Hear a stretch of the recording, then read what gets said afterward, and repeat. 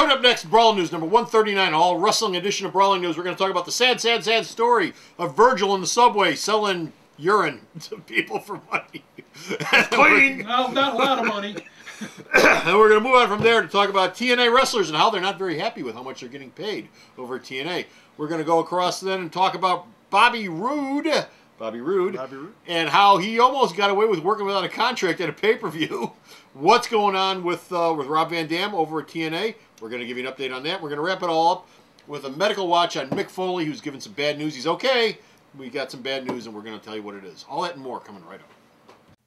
The 20th every month is Founders Day here at Alternate Reality, and on the 20th, you can save 20% off everything I've got in the store. All my comics, trade paperbacks, action figures, statues, posters, supplies, gaming stuff, everything is 20% off on the 20th, except for this week's shipping and my buy-in-bulk supplies. But everything else is 20% off. So stop on down to Alternate Reality on the 20th of every month and save yourself 20% off.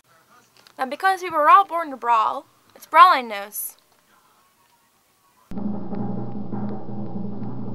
It's not as much a learning disability as it is an aversion to logic. Brawling News, episode 139, Dukes of Burl. Hey folks, Comic Book Man here. Welcome once again to my video outhouse. It's time for Brawling News! How come you never hit him back? coming in from this place, Alternate Reality, which is located at the intersection of 111th and Kenzie in beautiful downtown Mount Greenwood. Alternate Reality, where all my new comics are always 15% off. What? 15% off! What? Every day for everyone. Bo! When did this happen? Bo, since 1994, ever since 1994. I've been sleeping. Bo, Yeah. I offer 15% off every new comic every day for everyone, but there's some people who can't afford it, even at 15% off. And one of those people is the WWE's own Virgil. Oh, that was cruel. WWE, WCW convention standard Virgil is apparently broke. Yeah. And so he's been... Apparently there's no jobs out there for people who count out $100 bills. So he's been seen at New York subway stations, Grand Central Station, selling his merchandise for people waiting to catch the train to go home. And there are pictures of this online of him standing there. Can't this guy get a job? Doing what? I don't know. He has no skills. This is not a skill. Could be. I took 2 semesters of this in college. Right. Where the hell's Ted DiBiase at? God damn it. Actually, TMZ found Ted DiBiase. He was still in the Holy Land?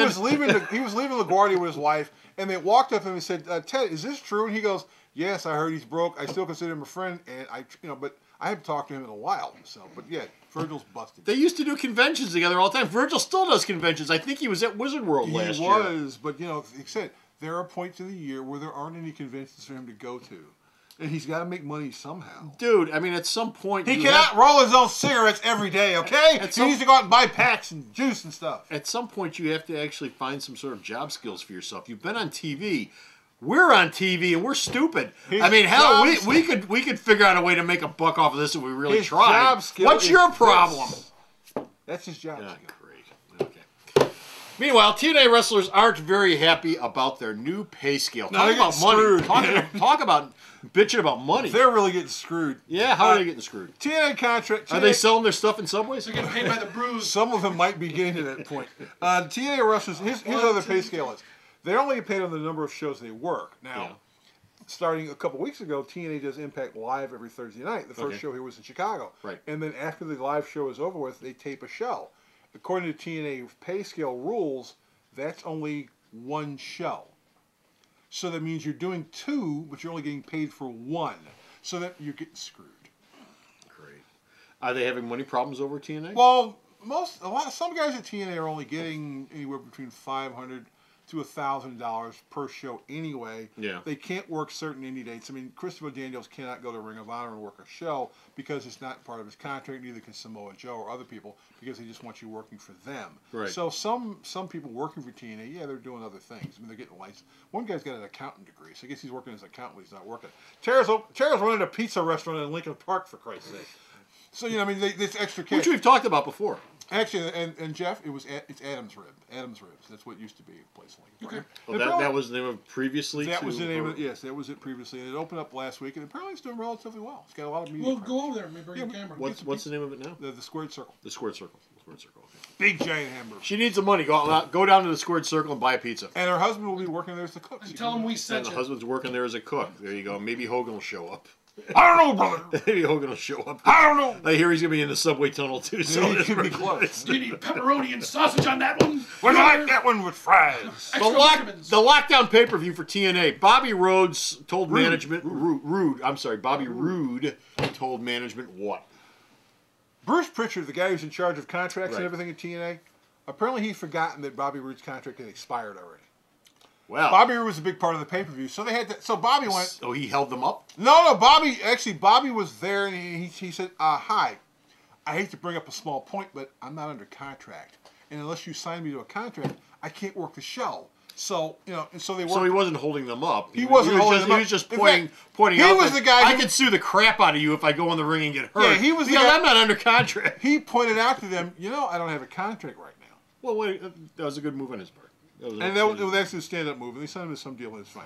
Although Rob Van Dam is no longer with the company. His contract's over with. He didn't feel like coming back. He didn't show up for the TNA live show in Chicago. Someone said, "Are you looking forward to being in Chicago?" And Rob went, "I'll be in California," and more on that later. So Rob Van Dam is officially a free agent.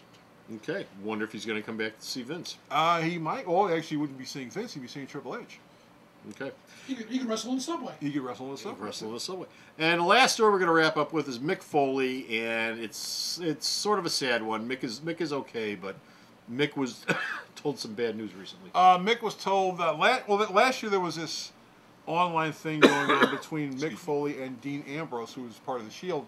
And basically Ambrose was picking on the fact that Foley was a hardcore legend. Yeah. The plan was for Foley and Ambrose to do a program after last year's WrestleMania. Right. Mick went to a neurologist. The neurologist went, "No, for health reasons, you can never wrestle again. You've taken too many shots to the head. Yeah. You can't do this anymore." And so Mick is officially retired as a wrestler, although he is the new general manager on the Saturday Morning Slam show for the WWE. So he's still working, and he's still working on books and stuff. And his comedy shows are probably doing quite well. Well, Mick's a guy with a lot of talent. Yeah. And his talent goes way beyond getting hit with a chair in the ring. Yeah. Not just writer, but he's great on mic. Yeah. He's got a brain in his head. The comedy show you were talking about. Yeah, he's in a comedy show with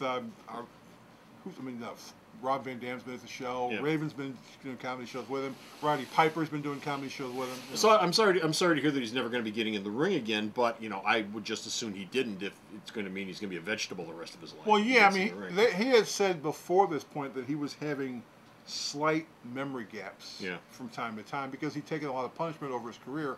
And he's at the point right now where he doesn't really need to wrestle anyway. It's kind of like Ric Flair. I still remember that pay-per-view with The Rock where he took like 70 chair shots. Yeah, he took all those chair shots to the head, or him going off the top of the cell for the first Hell in a Cell.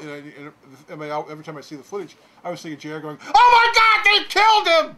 Yeah. It's like, those guys don't have to wrestle, but they like to wrestle. So it's hard to go he's actually relatively cool with not being able to wrestle. Oh, is he? Because he's got other skills. Because he's got other skills. Like I said, he can, and his kids are at the point where his kids are like 16, 17, 18 years old. Yeah. He doesn't really need the money. Yeah. Because we see him at the shows too, right? And he shows up at shows. I mean, we saw him eating a pizza.